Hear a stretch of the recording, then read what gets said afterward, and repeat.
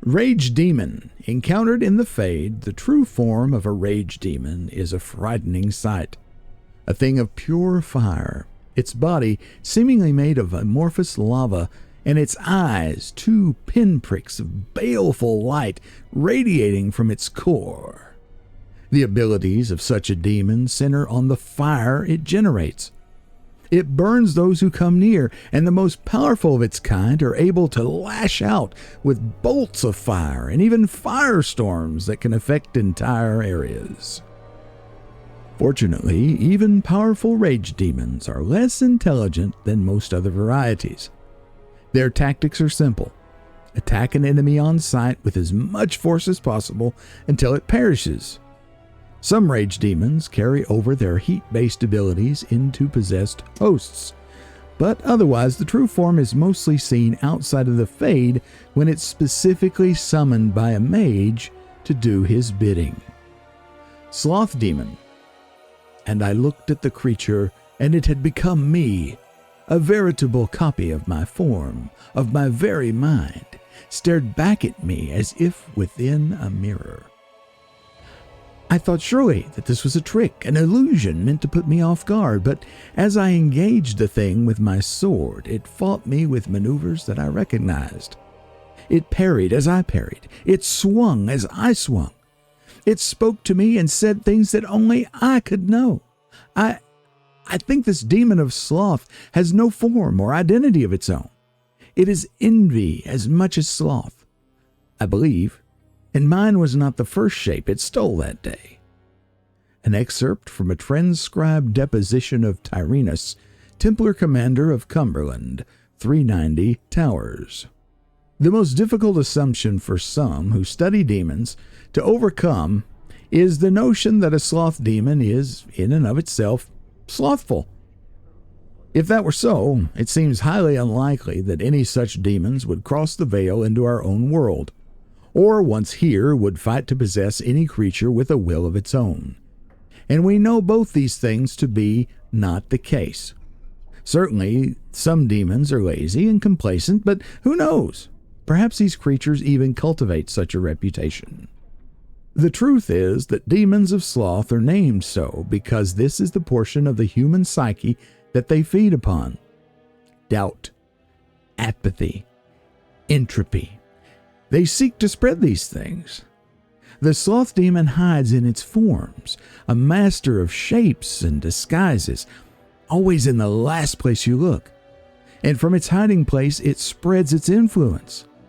A community afflicted by a demon of sloth could soon become a dilapidated pit where injustices are allowed to pass without comment, and none of the residents could be aware that such a change has even taken place. The sloth demon weakens, tires, tears at the edges of consciousness, and would much rather render its victim helpless than engage in a true conflict. Such creatures are best faced only with a great deal of will, and only with an eye to piercing their many disguises. Wolf. It is rather unfair, the reputation that the wolf possesses here in Ferelden. For a people that so clearly adore their hounds, Fereldans simultaneously harbor a distrust of wolves that borders on the unreasonable. Unreasonable, that is, if one were not familiar with the ancient legends regarding werewolves. There was a time in Ferelden's past when demons inhabited the bodies of wolves in great numbers, causing the wars against werewolves and spreading great fear and panic. The werewolves were slain, but even today the noble wolf is still looked upon with distrust. From the Legends of Ferelden by Mother Aelis of Denerim, 910 Dragon.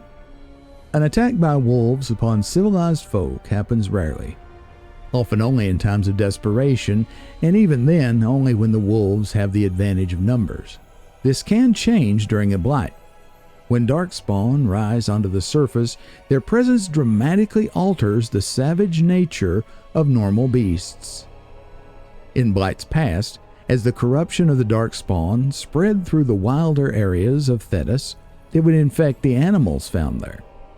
and the more powerful of them would survive and be transformed into a more vicious and dangerous beast. A blight wolf is one such example.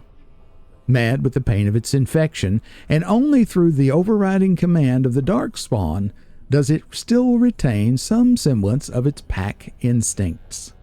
Blight wolves are always found in large groups and will tend to overwhelm a single target if they can, using their numbers to their advantage. It is fortunate that these creatures rarely survive their corruption for very long. The Fraternity of Enchanters, Codex 74. Another aspect of circle life is the fraternity. When a mage becomes an enchanter, he may ally himself with a fraternity. These are cliques that cross circle boundaries, mages of common interests and goals who band together to ensure that their voice is heard within the College of Magi in Cumberland. The largest fraternities currently are the Loyalists, who advocate loyalty and obedience to the Chantry; the Equitarians, who advocate temperance and follow a distinct code of conduct which they believe all mages should hold themselves to; the Libertarians, a growing fraternity publicly maintaining greater power for the circles, but secretly advocating a complete split from the Chantry. A dangerous opinion, naturally. The Isolationists, a small group that advocates withdrawing to remote territories in order to avoid conflicts with the general populace. The Lucrosians, who maintain that the circle must do what is profitable, first and foremost. They prioritize the accumulation of wealth, with the gaining of political influence a close second.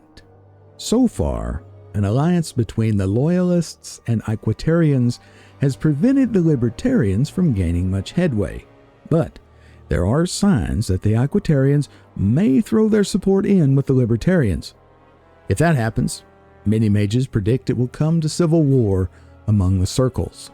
From the Circle of the Magi, a history by First Enchanter Josephus. Codex 75. Hierarchy of the Circle. It is no simple matter, safeguarding ordinary men from mages and mages from themselves. Each circle tower must have some measure of self-government, for it is ever the Maker's will that men be given the power to take responsibility for our own actions, to sin and fail, as well as to achieve the highest grace and glory on our own strength. You, who will be tasked with the protection of the circle, must be aware of its workings. The first enchanter is the heart of any tower. He will determine the course his circle will take. He will choose which apprentices may be tested and made full mages, and you will work most closely with him. Assisting the first enchanter will be the senior enchanters, a small council of the most trusted and experienced magi in the tower. From this group, the next first enchanter is always chosen. Beneath the council are the enchanters. These are the teachers and mentors of the tower, and you must get to know them in order to keep your finger on the pulse of the circle, for the enchanters will always know what is happening among the children. All those who have passed their harrowing but have not taken apprentices are mages. This is where most trouble in a circle lies, in the idleness and inexperience of youth. The untested apprentices are the most numerous denizens of any tower, but they more often pose threats to themselves due to their lack of training than anyone else. Knight Commander Serene of the Chantry Templars, in a letter to his successor. Codex 76. History of the Circle. It is a truth universally acknowledged that nothing is more successful at inspiring a person to mischief as being told not to do something. Unfortunately, the Chantry of the Divine Age had some trouble with obvious truths. Although it did not outlaw magic, quite the contrary, as the Chantry relied upon magic to kindle the eternal flame which burns in every brazier in every Chantry. It relegated mages to lighting candles and lamps, perhaps occasional dusting of rafters and eaves. I will give my readers a moment to contemplate how well such a role satisfied the mages of the time. It surprised absolutely no one when the mages of Val Royeaux, in protest, snuffed the sacred flames of the cathedral and barricaded themselves inside the choir loft. No one, that is, but divine Ambrosia II, who was outraged and attempted to order an exalted march upon her own cathedral. Even her most devout Templars discouraged that idea. For 21 days the fires remained unlit while negotiations were conducted, legend tells us, by shouting back and forth from the loft. The mages went cheerily into exile in a remote fortress outside of the capital, where they would be kept under the watchful eye of the Templars and a council of their own elder magi.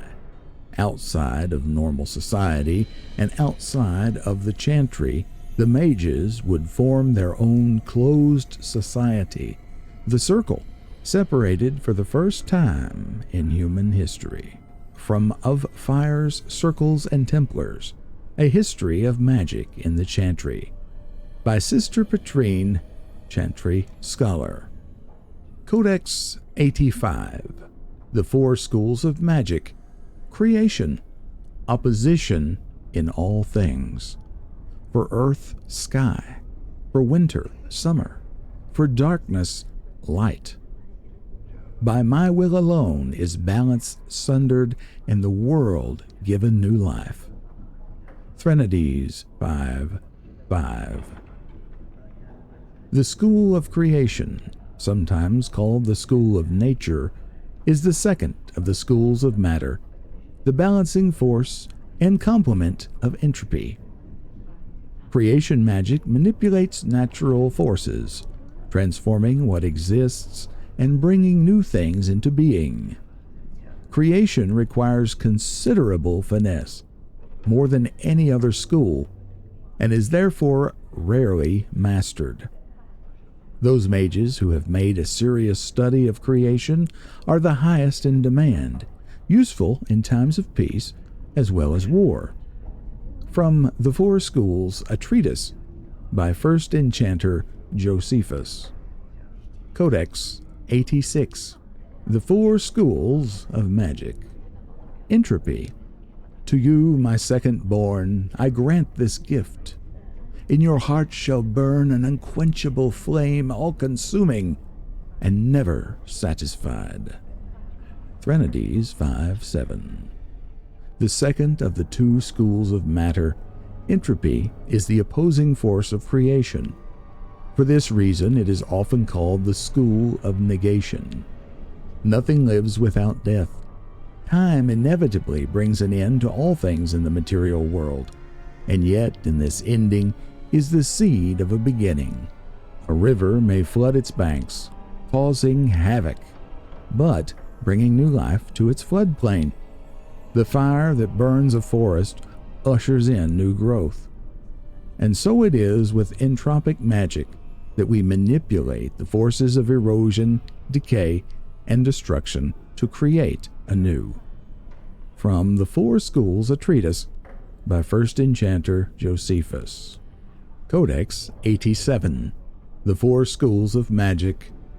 Primal. Those who oppose thee shall know the wrath of heaven. Field and forest shall burn, the seas shall rise and devour them. The wind shall tear their nations from the face of the earth. Lightning shall rain down from the sky. They shall cry out to their false gods and find silence. Andraste 7:19. Sometimes called the School of Power, the Primal School is the second of the schools of energy, balanced by spirit, and concerns the most visible and tangible forces of nature itself. This is the magic of war, fire, ice, and lightning, devastation. This is what the vast majority imagines when they hear the word magic. From The Four Schools, a treatise by first Enchanter Josephus. Codex 88. The Four Schools of Magic. Spirit. And the voice of the Maker shook the Fade, saying, In my image I have wrought my firstborn. You have been given dominion over all that exists. By your will all things are done. Yet you do nothing. The realm I have given you is formless, ever-changing. Threnodies 5:4. The first of the two schools of energy, spirit, is opposed by the primal school. It is the school of mystery, the ephemeral school. This is the study of the invisible energies which surround us at all times, yet are outside of nature. It is from the Fade itself that this magic draws its power. Students of this school cover everything from direct manipulation of mana and spell energies to the study and summoning of spirits themselves. By its nature, an esoteric school, as many others know virtually nothing about the Fade, studies of spirit magic are often misunderstood by the general populace or even confused for blood magic, an unfortunate fate, or a most useful branch of study. From the Four Schools, a treatise, by first Enchanter Josephus. Codex 68. The Maker. There was no word for heaven or for earth, for sea or sky. All that existed was silence. Then the voice of the Maker rang out, the first word, and his word became all that might be. Dream and idea, hope and fear, endless possibilities. And from it made his firstborn. And he said to them, In my image I forge you. To you I give dominion over all that exists. By your will may all things be done. Then in the center of heaven he called forth a city with towers of gold, streets with music for cobblestones, and banners which flew without wind. There he dwelled, waiting to see the wonders his children would create. The children of the Maker gathered before his golden throne and sang hymns of praise unending. But their songs were the songs of the cobblestones. They shone with the golden light reflected from the Maker's throne. They held forth the banners that flew on their own, and the voice of the Maker shook the Fade, saying, In my image I have wrought my firstborn. You have been given dominion over all that exists. By your will all things are done. Yet you do nothing. The realm I have given you is formless, ever-changing. And he knew he had wrought amiss. So the Maker turned from his firstborn, and took from the Fade a measure of its living flesh, and placed it apart from the spirits, and spoke to it, saying, Here I decree opposition in all things, for earth, sky, for winter, summer, for darkness, light. By my will alone is balance sundered, and the world given new life. And no longer was it formless, ever-changing, but held fast, immutable. With words for heaven and for earth, sea and sky, at last did the Maker from the living world make men, immutable as the substance of the earth, with souls made of dream and idea, hope and fear, endless possibilities. Then the Maker said, To you, my second-born, I grant this gift. In your heart shall burn an unquenchable flame, all-consuming, and never satisfied. From the Fade I crafted you, and to the Fade you shall return each night in dreams, that you may always remember me. And then the Maker sealed the gates of the golden city, and there he dwelled, waiting to see the wonders his children would create. Threnodies 5:1-8. Codex 73.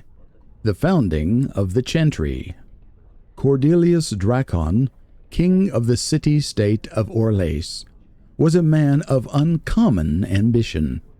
In the year -15 ancient, the young king began construction of a great temple dedicated to the Maker, and declared that by its completion he would not only have united the warring city-states of the south, he would have brought Andrastian belief to the world.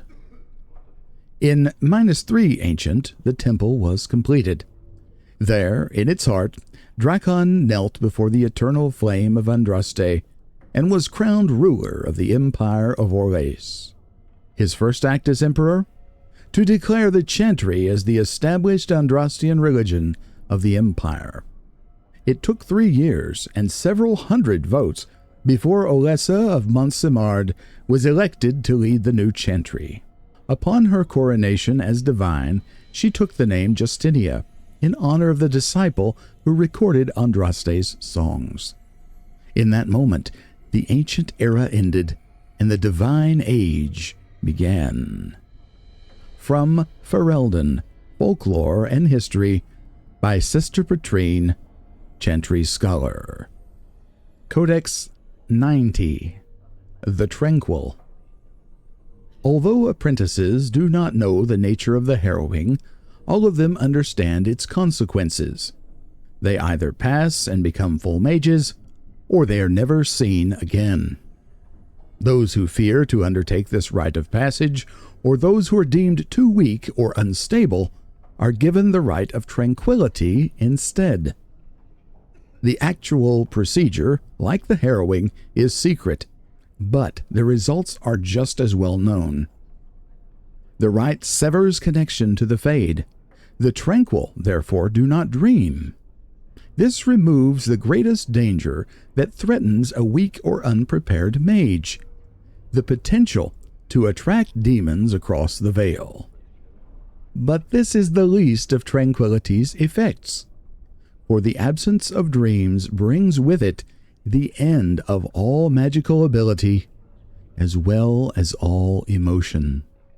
The Tranquil, ironically, resemble sleepwalkers, never entirely awake or asleep.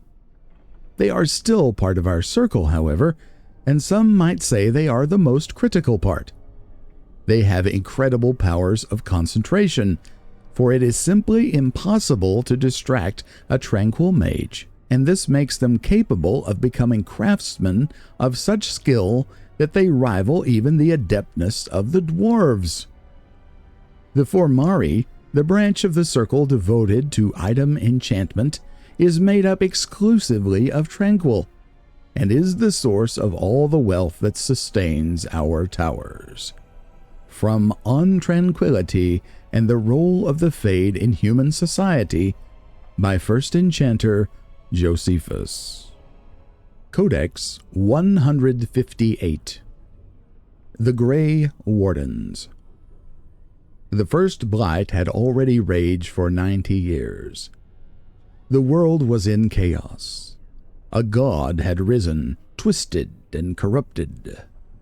The remaining gods of Tevinter were silent, withdrawn. What writing we have recovered from those times is filled with despair, for everyone believed, from the greatest archons to the lowliest slaves, that the world was coming to an end. At Weishaupt Fortress, in the desolate Anderfels, a meeting transpired. Soldiers of the Imperium, seasoned veterans who had known nothing their entire lifetimes except hopeless war, came together. When they left Weishaupt, they had renounced their oaths to the Imperium. They were soldiers no longer. They were the Grey Wardens. The Wardens began an aggressive campaign against the Blight, striking back against the Darkspawn, reclaiming lands given up for the lost. The Blight was far from over, but their victories brought notice, and soon they received aid from every nation in Thetis. They grew in number as well as reputation. Finally, in the year 992 of the Tevinter Imperium, upon the Silent Plains, they met the archdemon Dumas in battle. A third of all the armies of northern Thedas were lost to the fighting. But Dumas fell, and the Darkspawn fled back underground. Even that was not the end. The Imperium once revered 7 gods: Dumas, Zazikel, Toth, Andoral, Razikael, Lusakan, and Arthemiel. 4 have risen as archdemons. The Grey Wardens have kept watch through the ages, well aware that peace is fleeting, and that their war continues until the last of the dragon gods is gone.